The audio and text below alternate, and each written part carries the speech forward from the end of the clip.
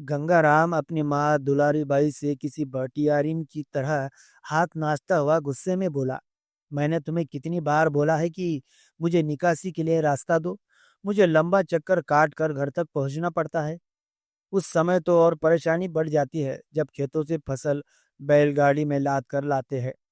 आखिर मेरी बात तुम कब समझोगी? हर साल इसी बात का रोना होता है।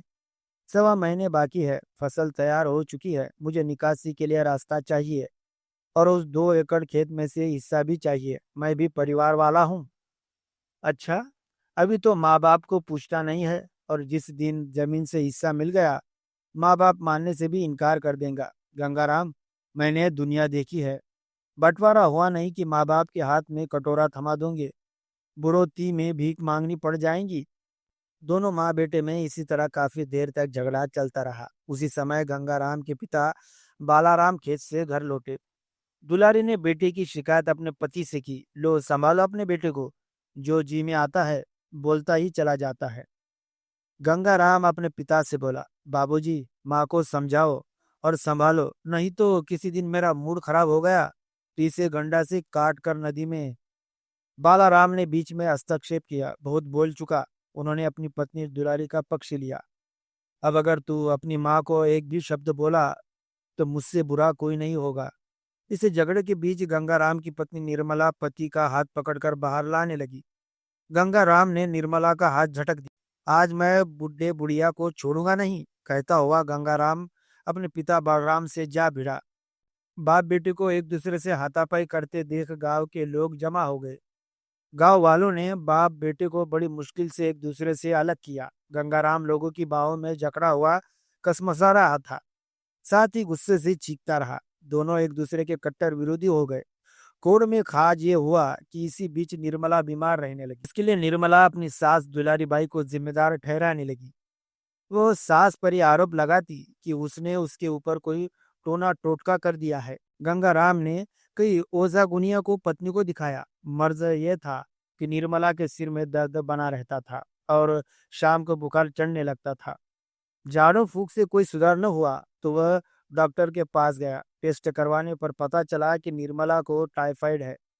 एलोपैथी दवा भी चली और झाड़ू फूक भी, पता नहीं किसने असर किया। निर्मला धीरे धीरे ठीक होने लगी। गंगाराम और उसकी पत्नी निर्मला के दिमाग में ये बात घर कर गई थी कि उसकी सास दुलारी बाई किसी तांत्रिक ओझा से मिलकर उन्हें बर्बाद करने पर तुली है। इस बात पर गंगाराम की सोच भी निर्मला की सोच से अलग नहीं थी। निर्मला जब पूरी तरह से ठीक हो गई और उसके शरीर में जान आ गई, तब वो अपनी सांस पर इल्जाम लगाने लगी।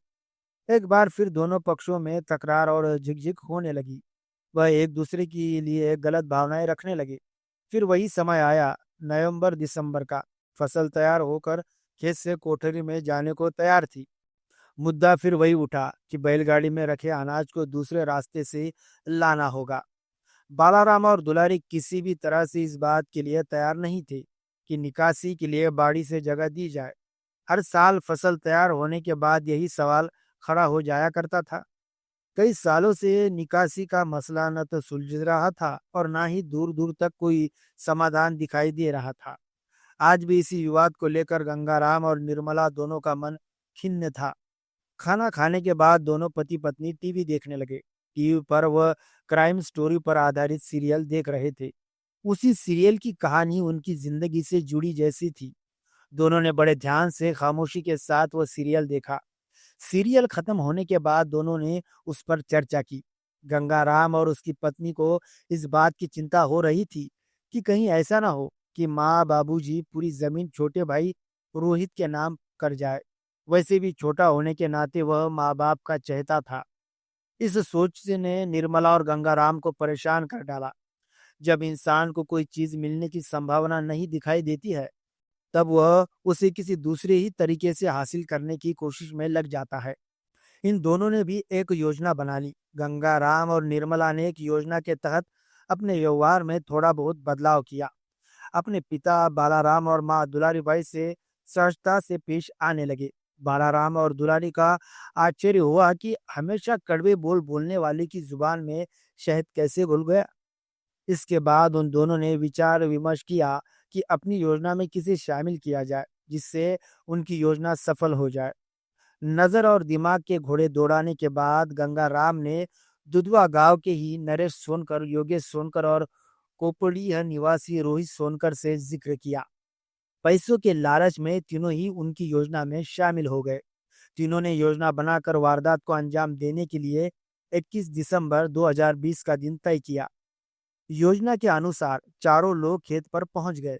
वहां बालाराम और उसका छोटा बेटा रोहित तड़के में खेतों पर पानी लगा रहे थे। उन्होंने उन दोनों को दबोच लिया और सीमेंट की बनी पानी की हौदी में डुबोकर दोनों को मार दिया। अगला निशाना अब दुलारी बाई और उसकी बहू कीर्तिन बाई रही। चारों दबे पांव वहां पहुंचे जहां वे सब्जियों का गट्ठर तैयार करने में व्यस्त थी। शिकारी की तरह दबे पांव वे उनके करीब पहुंचे और कुल्हाड़ी से ताबड़तोड़ वार कर उन दोनों की जिंदगी भी खत्म कर दी। इतना सब कुछ करने के बाद उन लोगों ने चैन की सांस ली। यहाँ ये बताते चले कि निर्मला उन चारों को ऐसा करते हुए दरवाजे की ओर से देख रही थी।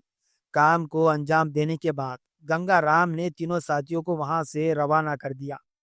निर्मला और गंगाराम दोनों ने मिलकर कुल्हाड़ी को बाड़ी में ही दबा दिया। सुबह के 5 बजते बजते पूरे खुरमुड़ा गांव में इस दहला देने वाली हत्या की चर्चा होने लगी।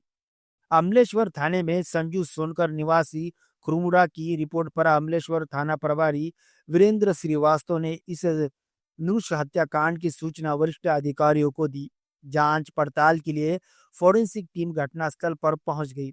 आईजी विवेकानंद सिन्हा के सुपरविजन में जांच होती रही। पुलिस को किसी तरह का कोई सूत्र नहीं मिल रहा था जिससे जांच आगे बढ़ती। डोंग स्क्वाड टीम घटनास्थल पर पहुंच चुकी थी। मृतकों के शव के समीप ले जाकर कुत्ते को छोड़ दिया गया। खोजी कुत्ता गोल गोल चक्कर लगाता हुआ मृतकों को सूंघकर खेत की ओर कुछ दूर तक गया। मौके की जांच से इतना तो स्पष्ट था कि हत्यारे 2 से 3 से कम नहीं थे। खेत में रासायनिक छिड़काव कर दिया गया था जिसके कारण खोजी कुत्तों को सही दिशा नहीं मिल पा रही थी। बहरहाल पुलिस ने लाश पोस्टमार्टम के लिए भेज दी। जब पुलिस को किसी तरह का सूत्र नहीं मिला तो पुलिस ने गंगाराम के साड़ू नरेश सोनकर को विश्वास में लेकर मुखबिरी का जिम्मा सौंपा। नरेश मंझा हुआ खिलाड़ी था। उसने पुलिस को मुखबिरी करने के बहाने उलझाए रखा।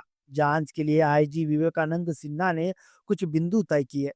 उन बिंदुओं को आधार बनाकर पुलिस जांच में जुटी रही। इस सामूहिक हत्याकांड को हुए 3 महीने बीत चुके थे, लेकिन अपराधियों का कोई अता पता नहीं था। थाना प्रभारी वीरेंद्र श्रीवास्तव ने अपने एक मुखबिर को नरेश के पीछे लगा दिया। नरेश की एक्टिविटी पुलिस को शुरू से ही संदेहास्पद लगी थी।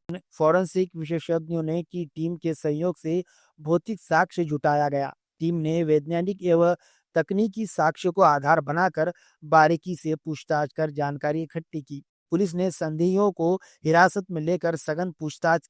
इस घटना का मास्टरमाइंड बालाराम का अपना सगा बेड़ा बेटा गंगाराम निकला। गंगाराम की सिक्योरिटी के बाद योगेश सोनकर, नरेश सोनकर, रोहित सोनकर उर्फ रोहित मौसा को गिरफ्तार कर लिया गया। सभी को घटनास्थल पर ले जाकर सीन रिएक्शन कराया गया। आरोपियों की निशानदेही पर हत्या में प्रत्युत्तर कुल्हाड़ी पुलिस ने बालाराम की बॉडी से बरामद कर ली। घटना के वक्त पहने गए कपड़ों को इन चारों ने ठिकाने लगा दिया था। 18 मार्च 2021 को आरोपियों को गिरफ्तार कर लिया गया, जिसमें निर्मला भी शामिल थी। इन चारों आरोपियों का नार्को टेस्ट भी करवाया गया। आईजी विवेकानंद सिन्हा ने अमलेश्वर थाना स्टाफ की पीठ थपथपाई। पुलिस ने सभी आरोपियों गंगाराम, उसकी पत्नी निर्मला, योगेश सोनकर, नरेश सोनकर और रोहित सोनकर को गिरफ्तार कर कोर्ट पेश किया, जहां से उन्हें जेल भेज दिया गया।